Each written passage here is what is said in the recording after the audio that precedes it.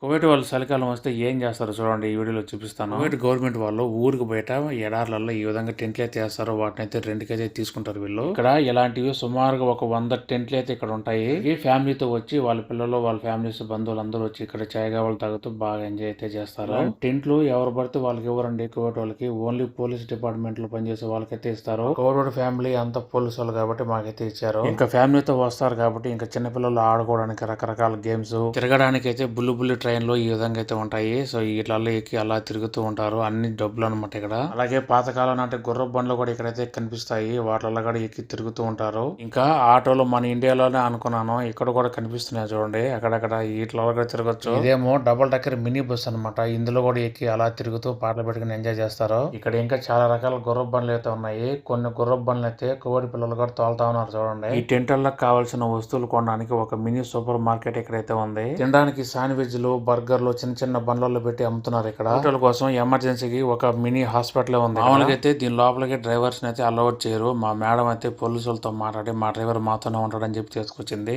Sweet మన India type ఉండే దోశ, ఇవి వచ్చేసి మలుపు పంట అనమాట. ఇవి అయితే ఇచ్చింది మేడం నాకు తినడానికి. సరే కదా ఫ్రెండ్స్, ఇలాంటి టెంట్ల కాడికి మీరు ఎప్పుడన్నా వెళ్ళున్నా చూసినా నాకు కామెంట్ చేయండి, లైక్ చేయండి, నా ఛానల్ సబ్స్క్రైబ్ చేసుకోండి.